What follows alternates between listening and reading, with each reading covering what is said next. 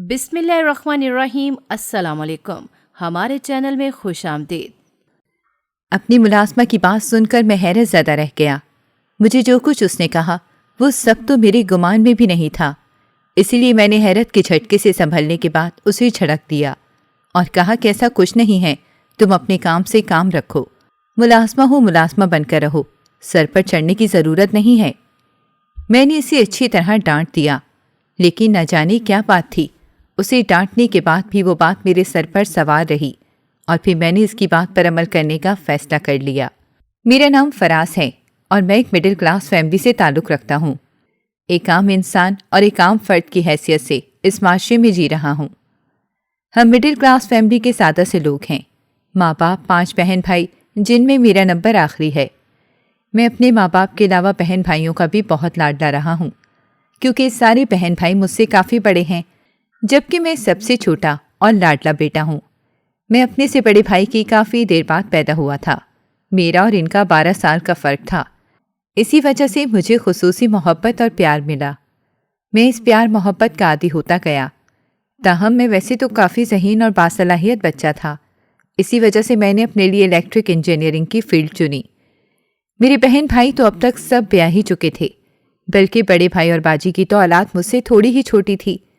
इस वजह से मैं इन सब का फेवरेट चाचा और मामू था।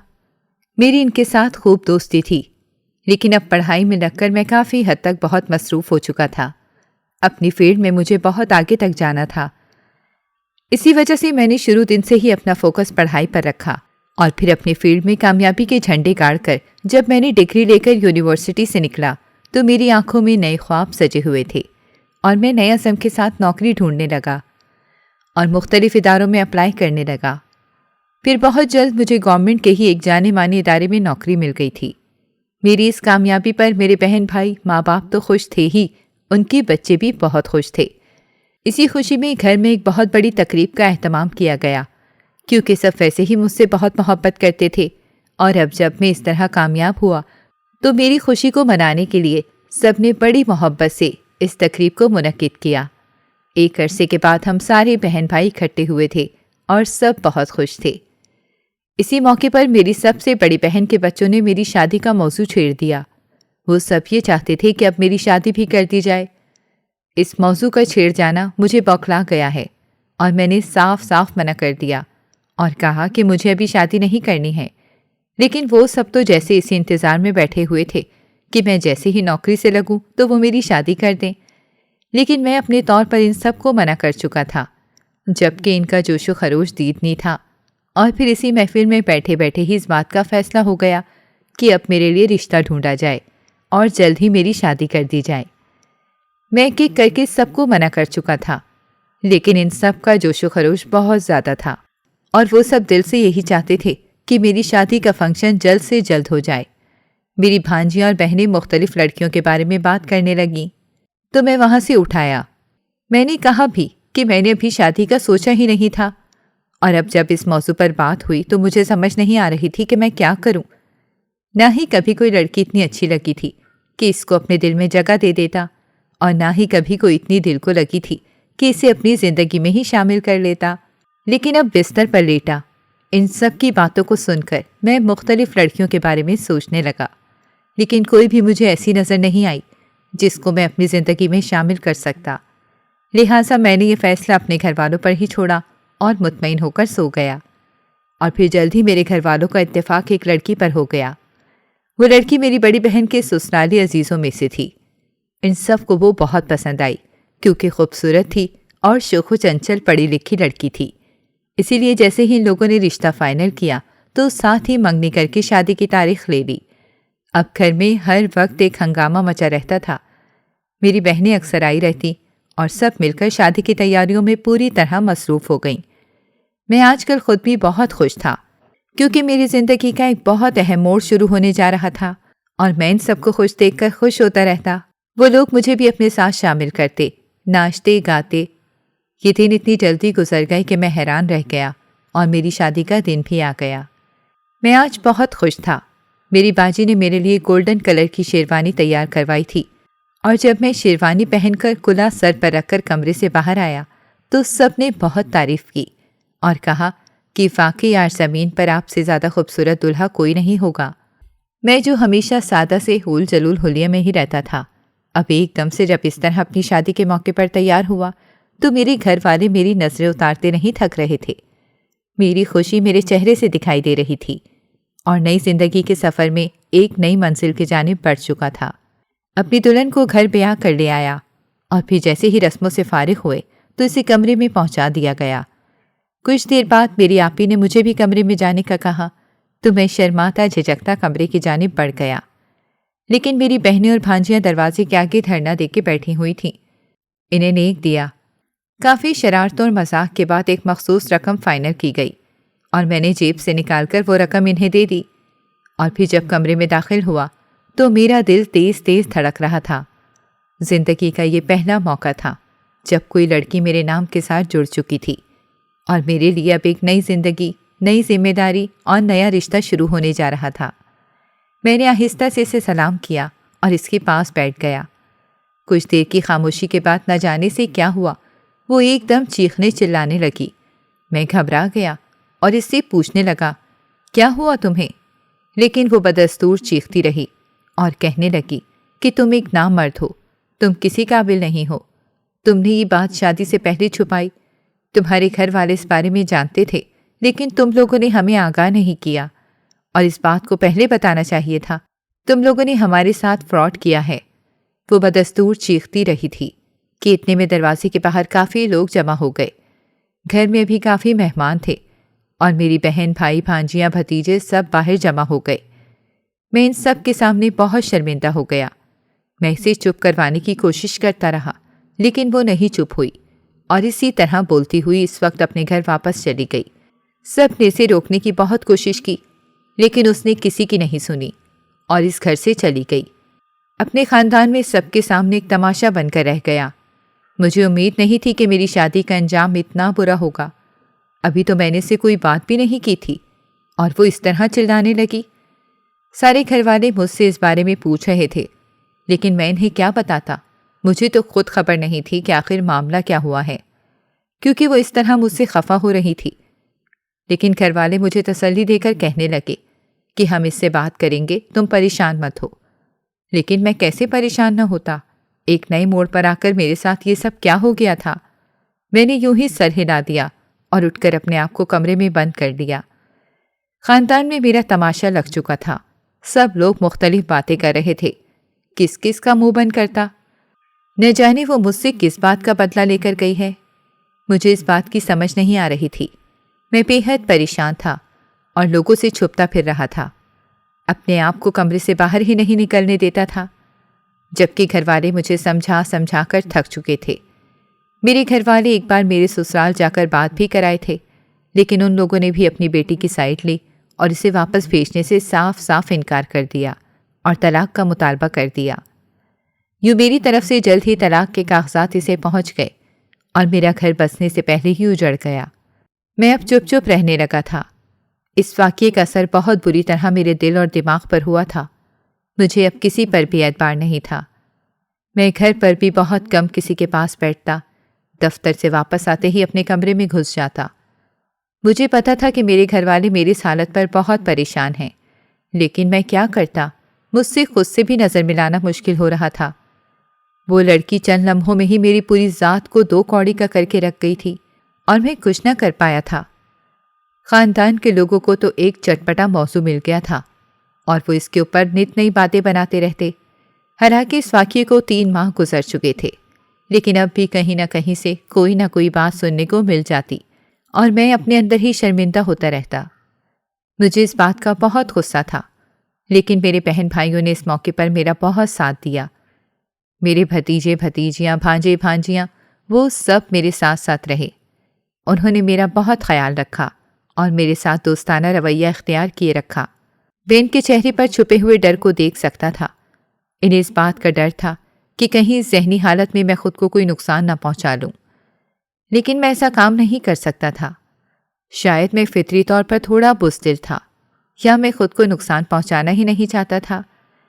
बहरहाल जो भी था, मेरी ज़िंदगी तो ख़राब हो गई थी ना। इस वाक़ये को साल गुजर चुका था। मैं अब काफ़ी हद तक खुद को संभाल चुका था। मैं अब काफ़ी मैच्योर हो चुका था और बेवजह हंसना बोलना और दोस्तों में बैठना उठना मैंने छोड़ दिया था। अब अम्मा की तबीयत कुछ बेहतर नहीं रहती थी। इन्हें कोई न कोई मसला हुआ रहता था। अम्मा की तरफ से एक मुस्तकिल परेशानी बनी हुई थी और घर पर आजकल सब लोग अम्मा की सेहत को लेकर बहुत परेशान थे। इन्हीं दिनों में जब अम्मा की तबीयत एक दिन बहुत ज़्यादा बिगड़ गई तो उन्होंने मेरी शादी की ख्वाहिश का इजहार किया। वो मरने से पहले मुझे अपने घर बार का देखना चाहती थीं। इसीलिए उन्होंने एक दिन मुझे अपने पास बुलाया और कहने लगी कि मैं जानती हूँ पहले तेरे साथ जो कुछ हुआ वो किसी भी इंसान के साथ होता तो वो दोबारा कभी किसी औरत पर एतबार न करता, लेकिन अब एक बुरी औरत के लिए तुम अपनी ज़िंदगी क्यों ख़राब करो, जबकि वो तो अपनी ज़िंदगी में बहुत खुश और मुतमईन है। तो फिर तुम क्यों इस तरह उजड़े हुए फिर रहे हो? मैं तुम्हें इस हालत में देखती हूँ तो मेरा दिल रोता है। इसीलिए मैं चाहती हूँ कि तुम दोबारा शादी कर लो और अपना घर आबाद करो। अम्मा ने मेरे आगे दरख्वास्त करते हुए कहा, लेकिन मैं चुपचाप इनकी शक्ल देखता रह गया और फिर ना जाने अम्मा को मेरे चेहरे पर क्या महसूस हुआ कि उन्होंने मेरे आगे हाथ जोड़ दिए। मैं कांप उठा और अम्मा के दोनों हाथ अपने दोनों हाथों में थाम लिए और इन्हें अपने माथे से लगाकर रोने लगा।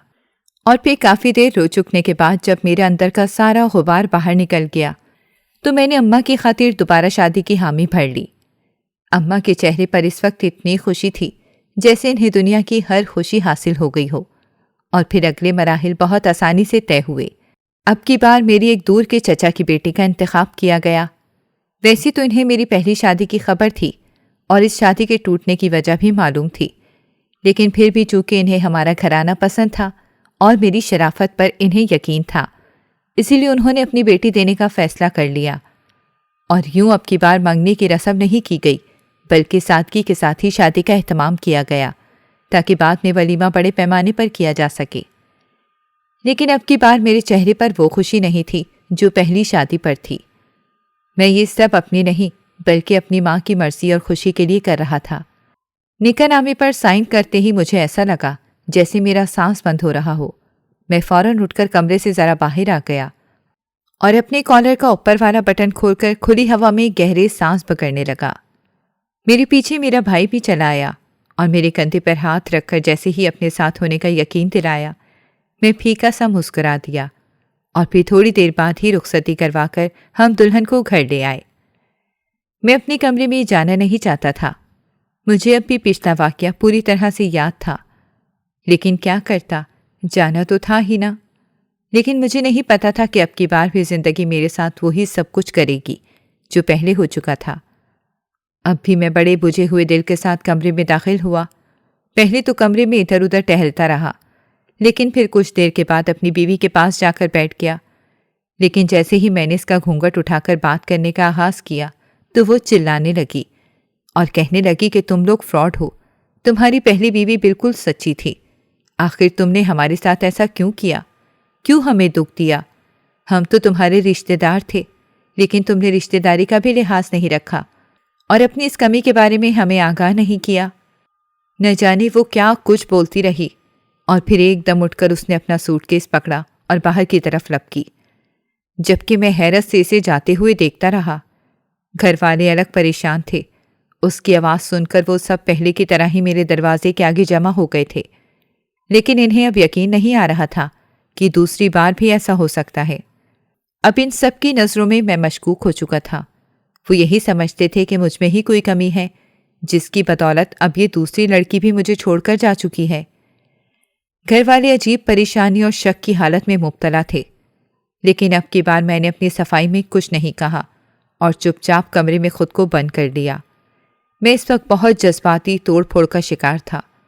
मुझे समझ नहीं आ रही थी कि ये ज़िंदगी मेरे साथ क्या मजाक कर रही है और अब इस सारी सूरत हाल से खुद को कैसे बेगुनाह साबित करूं।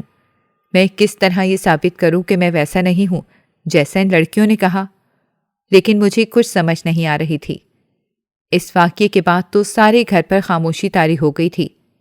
अम्मा की तबीयत अब पहले से ज़्यादा बिगड़ चुकी थी, क्योंकि मेरा घर आबाद करने के चक्रों में दोबारा बर्बाद हो चुका था और अब की बार भी ये सब मेरे ससुराल गए थे, लेकिन वो लोग भी किसी भी तरह रिश्ता बरकरार नहीं रखना चाहते थे। इसीलिए उन्होंने साफ साफ मना कर दिया और तलाक का मुतालबा कर दिया। मैंने बिना किसी पसोपेश के तलाकनामे पर साइन कर दिए। क्योंकि मुझे पता था कि अब की बार इनसे बात करने या इस रिश्ते को वक्त देने का कोई फ़ायदा नहीं। इसीलिए ये रिश्ता भी ख़त्म हो गया। लेकिन इस वाक़ये के बाद मैं ज़हनी और जिस्मानी तौर पर बहुत मुतासिर हुआ। इस वाक़ये ने मेरे असाब पर बहुत बुरा असर डाला था और मैं आजकल सिगरेट पीने लग गया था। ज़हनी तौर पर मैं इतना डिस्टर्ब हो गया था कि खुद को पुरसुकून करने के लिए सिगरेट लगा लेता। हालांकि मैं पहले ना तो कभी सिगरेट पीता था और ना ही किसी सिगरेट पीने वाले को पसंद करता था, लेकिन अब मैं खुद सिगरेट पीने लग गया था। अभी तक घर में किसी को मेरी इस आदत के बारे में पता नहीं था, लेकिन जिस दिन पता चलता शायद वो दिन भी इसी तरह यादगार होता। मेरा खुद से एतमाद उठ चुका था और मुझे ऐसा लगता था जैसी कमी मुझ में ही है। मैं अपने घर वालों से भी दूर हो गया था। ना तो पहले की तरह इनके बीच में जाकर बैठता और ना ही इनके साथ गपशप करता। मेरा तो जैसे सब कुछ ख़त्म हो गया था। लेकिन इन्हीं दिनों में एक अजीब बात हुई। मेरे घर की वो मुलाजमा जो अरसाए 6-7 साल से हमारे घर में मुस्तकिल काम कर रही थी, वो आहिस्ता आहिस्ता मेरे करीब होती गई। बहाने बहाने मुझे मुखातिब करती, हालांकि मैं बहुत कम इसे मुखातिब करता था। लेकिन इस वाक़ये के बाद तो मेरा दुख दर्द बांटने लगी और फिर कहने लगी कि मैं जानती हूँ आप बेकसूर हैं और वो लड़कियां झूठ बोल रही हैं। मैं रानी की ये बात सुनकर इसकी शक्ल देखता रह गया। रानी हमारे घर में तब से मौजूद थी जब वो 12-13 साल की थी और इसके बाद अब इसे 7-8 साल हो गए हैं। वो मुस्तकिल हमारे घर में ही होती है। सुबह 9 बजे वो आ जाती है और रात 6-7 बजे तक वो यहीं मौजूद होती है। मेरी अम्मा इसके ऊपर बहुत एतमाद करती हैं और सच पूछें तो रानी के बगैर हमारे घर का निज़ाम चलता ही नहीं है। सफाई से लेकर खाने पीने तक और बर्तनों से लेकर कपड़े इस्त्री करने तक रानी हर काम करती थी। बहुत फुर्ती थी और जल्दी जल्दी से काम निपटा लेती थी। मैं जो कि पहले अपनी पढ़ाई में मसरूफ़ रहता, इसीलिए रानी के साथ बस काम की बात ही होती। मैं सिर्फ अपने कपड़े इस्त्री करने के लिए दे देता या धोने के लिए दे देता और दफ्तर से वापस आता तो इससे खाने के लिए कह दिया या फिर चाय बनवा ली। सिर्फ बहुत काम की बात ही इससे होती थी। लेकिन अब इसी रानी के मुंह से मैं अपने लिए ये बात सुनकर हैरान रह गया और कहने लगा, तुम इतने यकीन से ये बात कैसे कह सकती हो? तो वो कहने लगी, मैं जानती हूँ कि आप ऐसे नहीं हैं, इसीलिए मैं चाहती हूँ कि आप मुझसे शादी कर लें। जब आप 1 साल के अंदर अंदर बाप बन जाएंगे तो इन सब के मुंह खुद ब खुद बंद हो जाएंगे। रानी की अजीब बात सुनकर मैं उछल पड़ा और फिर इसे डपट दिया और कहा, खबरदार इस तरह की फजूल बातें मुंह से मत निकालो और जाओ यहाँ से, जाकर अपना काम करो। मैंने रानी को सख्ती से डांट दिया, लेकिन इसके जाने के बाद रानी की वो बात मेरे दिमाग पर सवार हो गई। देखा जाए तो रानी एक अच्छी प्यारी कबूल सूरत और साफ़ सुथरी लड़की थी। अगर वो साफ़ सुथरे हुलिये में हमारे घर में सबके दरमियान मौजूद रहती तो कोई ये नहीं कह सकता था कि ये काम वाली है, बल्कि सब इसे हमारे घर का फ़र्द ही समझते हैं। रानी की बात मेरे दिमाग पर सवार हो गई थी। ताहम कुछ देर बाद मैं इसे झटकने में कामयाब हो गया और अपने काम में मसरूफ़ हो गया। लेकिन कहीं न कहीं कुछ देर के बाद मुझे इसकी बात याद आ जाती और मैं फिर से इस बारे में सोचने लग जाता। 1-2 दिन के बाद रानी ने फिर मौका देखकर दोबारा वही बात की और कहने लगी कि आप खुद ही अपने ऊपर से वो इल्ज़ाम को धोना नहीं चाहते। मुझे तो ऐसा लगता है कि आपने हार मान ली है और उन लड़कियों को सच्चा साबित करना चाहते हैं। लेकिन इससे आपको क्या फ़ायदा हासिल होगा? वो दोनों तो अपनी ज़िंदगियों में खुश हैं और आबाद हैं, लेकिन आप इस तरह अकेले पड़ गए हैं।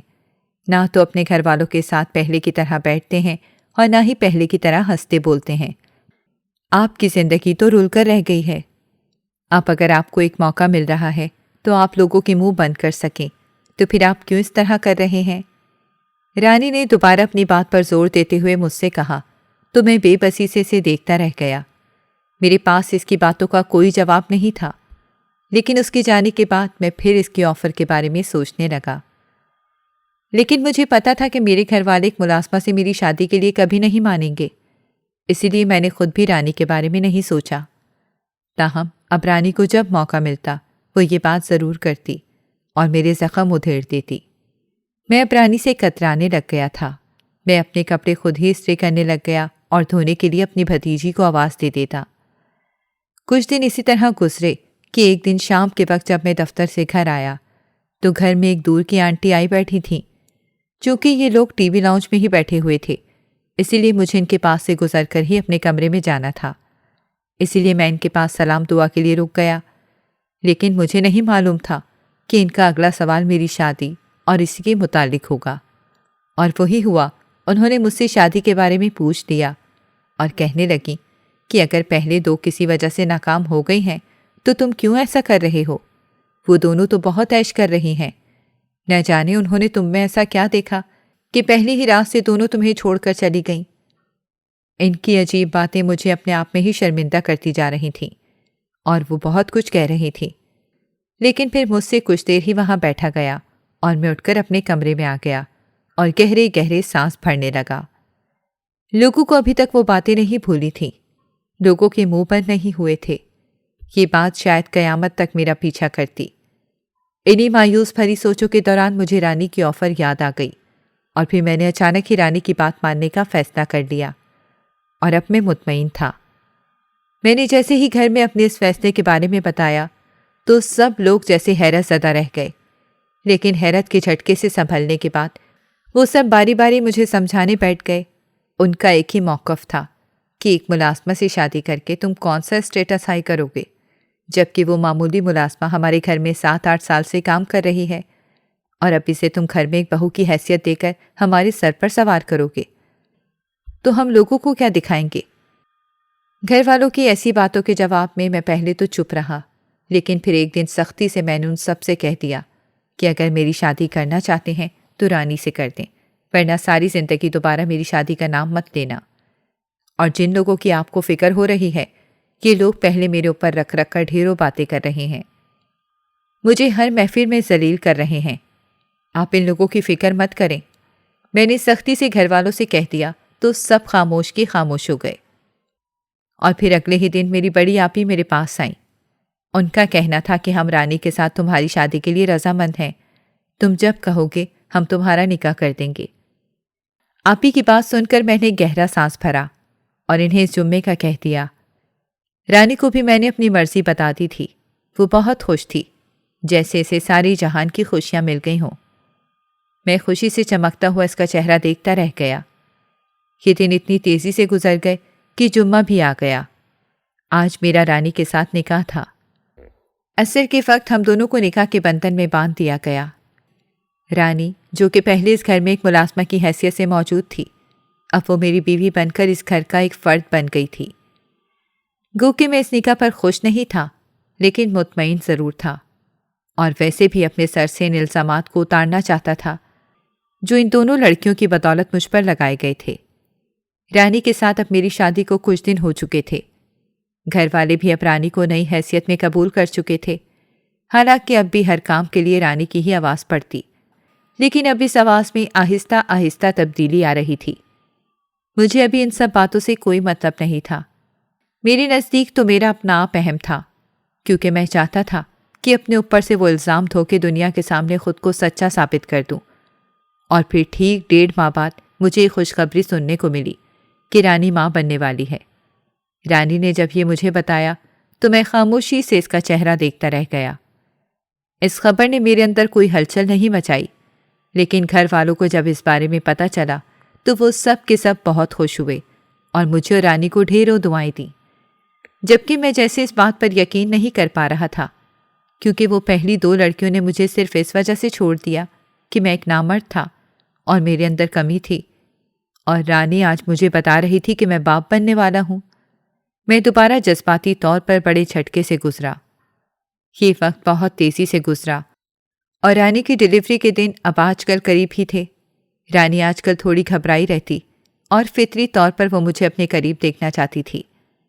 लेकिन मैं इस दिन का इंतज़ार कर रहा था जब ये बच्चा पैदा हो जाता और मुझे बेगुनाह साबित करता। फिर मुझे अब ज़्यादा देर इंतज़ार नहीं करना पड़ा। आज रानी को तकलीफ़ के बाइस हम अस्पताल ले आए थे और कुछ देर बाद ही रानी ने एक खूबसूरत गुलगोतने से बेटे को जन्म दिया। मैंने जब इस बच्चे को देखा तो डॉक्टर से इसका DNA टेस्ट करने के लिए बोल दिया। ये काम मैंने खामोशी से किया ताकि घर वालों को इस बारे में पता न चले। जबकि डॉक्टर मेरी तरफ अजीब नज़रों से देखता रहा, मुझे इसकी नज़रों की परवाह नहीं थी। मैं एक बार इस बच्चे का अपना ही बच्चा होने का सबूत चाहता था। डीएनए की रिपोर्ट 7 दिन के बाद मिलनी थी, जबकि रानी अगले ही दिन डिस्चार्ज होकर घर आ चुकी थी। घर वालों का ख्याल था कि वो बच्चा हूबहू मुझ पर पड़ा है, जबकि मुझे अभी इस बच्चे से कोई उनसियत महसूस नहीं हो रही थी। इसीलिए घर वालों की बातों को मैं खामोशी से सुनता और मुस्कुरा देता। मुझे बेचैनी से ये 7 दिन ख़त्म होने का इंतज़ार था। और फिर जैसे ही ये 7 दिन ख़त्म हुए और मैं डीएनए की रिपोर्ट लेने अस्पताल के लिए रवाना हुआ, आज दिल ही दिल में काफ़ी घबराया हुआ था और मुझे इस बात का यकीन नहीं आ रहा था कि अगर इस रिपोर्ट में वो बच्चा मेरा ही निकला तो मैं क्या करूँगा। लेकिन अगर वो बच्चा मेरा ना हुआ तो फिर? अपने आप में ये बात भी एक बड़ा सवालिया निशान बनकर मेरे सामने मौजूद थी। और फिर लरसते कांपते हाथों से मैंने जब वो डीएनए की रिपोर्ट देखी तो हैरत से अपनी जगह मुंजमद हो गया। वो रिपोर्ट साबित करती थी कि वो बच्चा मेरा ही था। मैंने घर आकर इस बच्चे को बेइख्तियार अपने सीने से लगाया और इसे चूमने लगा। वो मेरी इतनी मोहब्बत से घबराने लगा और रोने लगा, जबकि मेरी अपनी आंखों से भी आंसू बह रहे थे। मुझे यकीन नहीं आ रहा था कि ये मेरा ही बेटा है। रानी मेरी इस कैफियत को देख रही थी, एकदम मुझे दिलासा देने लगी। और फिर मैंने इसे अचानक पूछ लिया, रानी, तुम्हें इस बात पर कैसे यकीन था कि मैं बिल्कुल ठीक हूं, मुझ में कोई कमी नहीं है, वो लड़कियां झूठ बोल रही हैं? तुम्हें आखिर मुझ पर इतना यकीन कैसे था? रानी चंद लम्हे खामोश रही और फिर गहरा सांस भरकर बोली, मैं आपको सब कुछ सच बताऊंगी, लेकिन पहले आप मुझसे वादा करें कि ये सच जानकर आप मुझे छोड़ेंगे नहीं। रानी ने जब ये कहा तो मैंने बिना सोचे समझे से वादा कर लिया। और फिर उसने कहना शुरू किया, दरअसल मैं बचपन से इस घर में काम कर रही हूँ और मुझे यहाँ पर आते हुए इतना अरसा हो गया है। न जाने कब और कैसे मेरे दिल में आपकी मोहब्बत जाग उठी और जब जब आपकी तरफ देखती आप मुझे बहुत अच्छे लगते। मेरा दिल चाहता कि मैं आपको करीब से देखूं, आपको हाथ लगाकर देखूं, लेकिन ऐसा मुमकिन नहीं था। अब मेरी पहुंच से बहुत दूर हैं, लेकिन मैं दिल ही दिल में आपके साथ की दुआएं मांगने लगी। और फिर एक दिन पता चला कि आपकी शादी हो रही है। घर में इस हवाले से तैयारियां चल रही थीं। मेरा दिल अजीब बेचैन हो चुका था। मेरी मोहब्बत किसी और की होने जा रही थी और मैं कुछ कर भी नहीं पा रही थी। इसीलिए जैसे ही आपकी शादी हुई और दुल्हन रुखसत होकर घर आई, तो जब मैं आपके कमरे में कुछ चीज़ें रखने गई, उस वक्त दुल्हन अकेली थी। तो मैंने बिना सोचे समझे आप पर इल्ज़ाम लगाकर दुल्हन को आपसे मुतनफ़िर कर दिया। मैंने ही से बताया था कि आप नामर्द हैं, लेकिन मुझे नहीं पता था कि वो पहली ही रात इतना हंगामा मचा देगी। मैं दिल ही दिल में डर तो रही थी, लेकिन जब उसने हंगामा मचाया और वहाँ से चली गई तो मैं मुतमईन हो गई। मुझे लगा था कि अब मेरी मंजिल आसान हो गई है। लेकिन पहली तलाक के बाद दूसरी बार फिर आपके लिए किसी और लड़की को चुना गया। अब की बार भी मैंने वैसा ही किया और पहले की तरह अब भी वो लड़की आपको छोड़कर चली गई। मैं बहुत पुरुमीद थी। मेरा ख्याल था कि मैं जल्द ही अपनी मोहब्बत को पा लूँगी, लेकिन इस सारे वाक़ियात में मैं आपके मुतालिक सोचा ही नहीं था कि आप किस कैफियत से गुजर रहे होंगे। ये मेरी गलती है। मैंने बिना सोचे समझे आपके ऊपर इल्ज़ाम लगा दिया और मेरी वजह से आपने इतना कुछ बर्दाश्त किया। प्लीज़ मुझे माफ़ कर दें। रानी ने अचानक कहते हुए मेरे आगे हाथ जोड़ दिए। ताहम मैं खामोशी से एक सख्ती की कैफियत में इसकी तरफ देखता रह गया। मुझे समझ नहीं आ रही थी कि रानी ने मेरे बारे में इतनी बड़ी बात कहकर इन लड़कियों को मुझसे मुतनफ़िर कर दिया और अब कैसे मुझसे माफ़ी की दरख्वास्त कर रही थी। मुझे समझ नहीं आ रही थी कि मैं किस तरह रानी को माफ़ करूं या फिर किस तरह इसे छोड़ूं, क्योंकि वो तो पहले ही मुझे वादे की पाबंद कर चुकी थी और फिर अब मेरा एक बेटा भी था। मुझे समझ नहीं आ रही थी कि मैं रानी के साथ अब ये सब सच जानकर बाकी की ज़िंदगी कैसे गुजारूं। नाज़रीन, अगर आपको हमारी कहानी अच्छी लगी है तो वीडियो को लाइक करें, शेयर करें और हमारे चैनल को सब्सक्राइब करें। अगली वीडियो तक इजाज़त दें। अल्लाह हाफ़िज़।